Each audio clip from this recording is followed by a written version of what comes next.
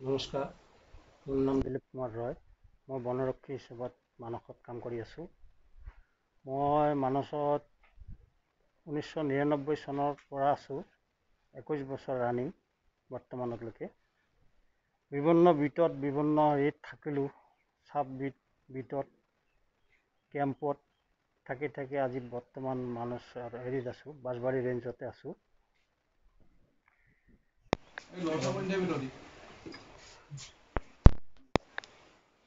আমাৰ কৰ্মজীৱনটো মানসৰ কৰ্মচাৰী হিচাপত কৰ্মজীৱনটো এনেকুৱা, সদায় ৰাতিপুৱা বিটত থকা কেম্পত থকা মানুহবিলাকে আমি ৰাতিপুৱা উঠি অলপ কেইটামান ভাত বনাওঁ, আলু পিটিকাই হওক কিবা ভাজা তাজা হওক, তেনেকৈ খাই ডিউটিলৈ যাওঁ। ডিউটি কেতিয়াবা খোজকাঢ়ি যাওঁ, কেতিয়াবা হাতীত যাওঁ, কেতিয়াবা নাৱেৰে যাওঁ, বিভিন্ন ধৰণৰ তেনেকৈ ডিউটিত যাওঁ। তাৰপিছত ডিউটি তেনেকৈ কৰি আহি 12টা, 12:30, 1টা বাজিও যায় কেতিয়াবা। তাৰ পৰা গুচি আহি আকৌ কেইটামান বনাব লাগিল, নিজে বনাই খৰিতে বনাওঁ। তাৰপিছত বনাই খাই তাৰপিছত অকণমান ৰেষ্ট লৈ আকৌ আবেলি টাইমত ওলাই যাব লাগে ডিউটিত।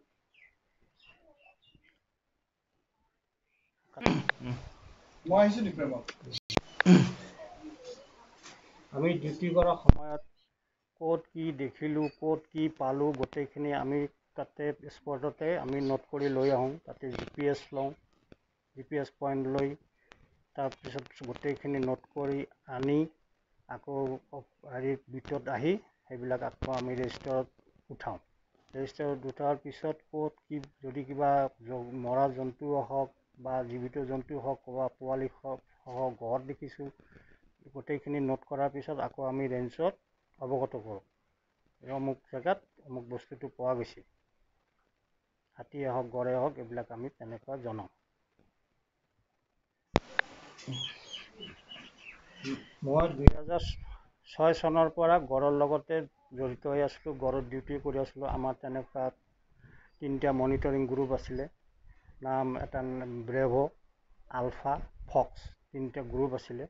তেতিয়া WTI প্ৰথম 2006ত হেৰি আনি দিছিলে, গড় আনি দিছিলে। গড়ৰ লগত ওতঃপ্ৰোতভাৱে জড়িত, গড়ৰ লগতে ডিউটি কৰিলোঁ। তাৰপিছত WTI গড় আনিলে।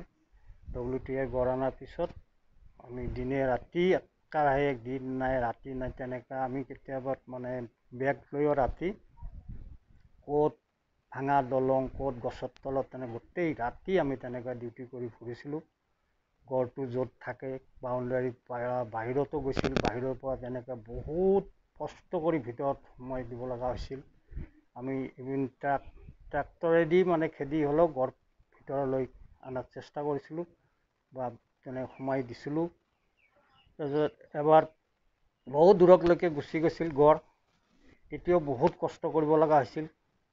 WTI গড় অনাৰ পিছৰ পৰা গড়ৰ লগত ডিউটিটো বৰকৈ বাঢ়িল। গড় আমাৰ জাতীয় সম্পদ, গতিকে অকল আমি ফৰেষ্ট ডিপাৰ্টমেণ্টৰ মানুহবিলাকে গড়ৰ লগত ডিউটি কৰি বা গড় চোৱা চিতা কৰাটো কি ঠিক নহয়। ৰাইজেও তেনেকৈ সজাগ হ'ব লাগিব। ৰাইজে তেনেকৈ গড় আগতো তেনেকুৱা আছিলে, তাৰপিছত বহুত চেষ্টাৰ ফলত এতিয়া মানসত নতুনকৈ গড় আহিল। গড় অহাত এতিয়া ভিজিটৰ্ছে কিমান ফূৰ্তি পায়, কিমান গড় চাই আনন্দ পায়। দূৰ দূৰণিৰ পৰা মানুহবিলাক আহি গড়ক চাই ইমান ভাল পায়। গতিকে গড় অকল আমাৰে দায়িত্ব নহয়।